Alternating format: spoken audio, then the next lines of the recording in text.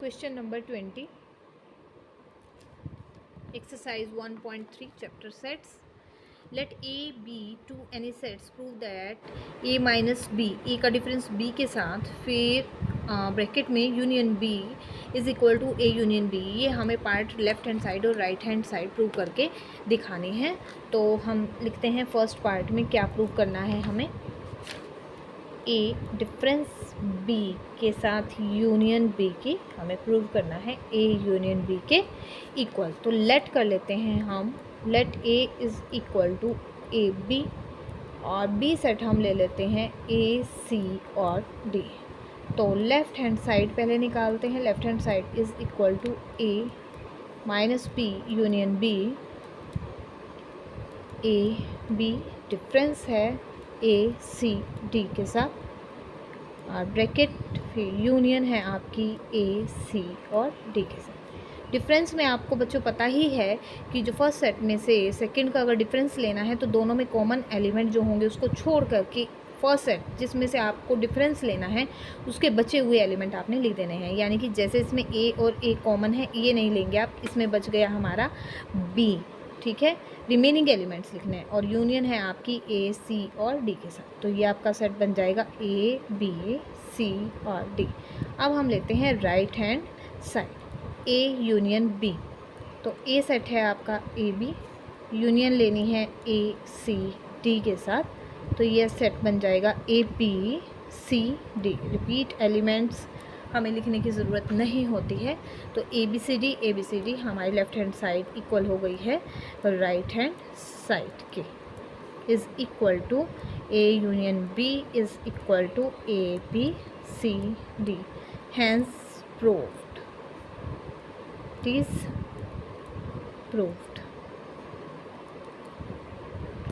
अब है second part. A का डिफरेंस B के साथ और इंटरसेक्शन B हमारा 5. यही एग्जाम्पल हम लेकर के कर सकते हैं. Left hand side is equal to A difference B intersection B. हाँ जी, तो A एलिमेंट हमने लिए हैं A B, डिफरेंस है A C D के साथ और इंटरसेक्शन भी है A C और D के साथ. हाँ जी बच्चों, डिफरेंस में वही हमारा क्या बच जाएगा यहाँ से आपका B और इंटरसेक्शन है आपकी A C और D के साथ.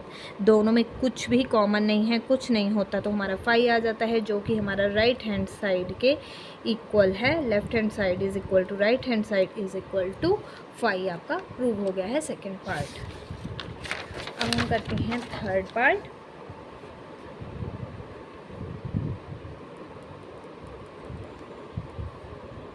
थर्ड पार्ट में A difference B intersection A is equal to A intersection B के साथ कॉम्प्लीमेंट. अब आपको यूनिवर्सल सेट भी यहाँ पर लेकर चलना पड़ेगा. Let A is equal to 1 2, B is equal to 1 2 3.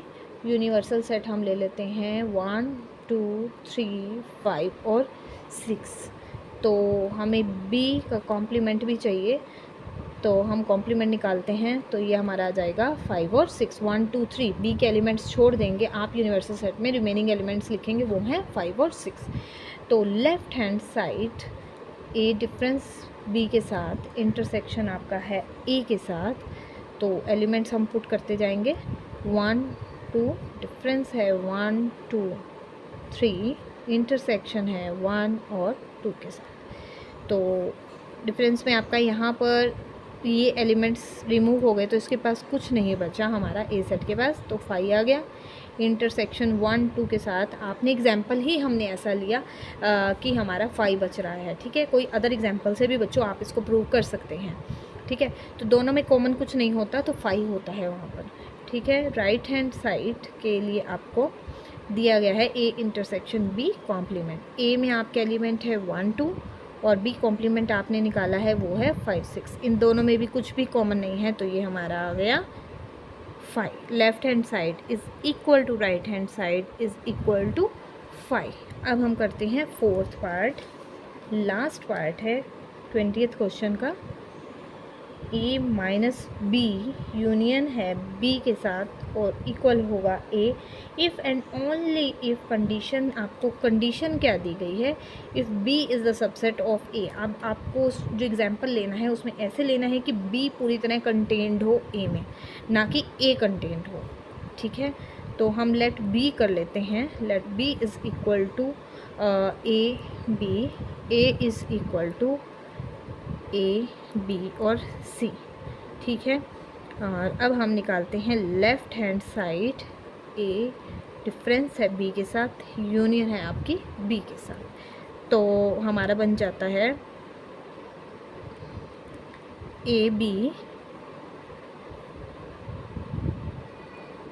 सी, और यहाँ आपका आ जाता है ए बी यूनियन है आपकी ए बी के साथ।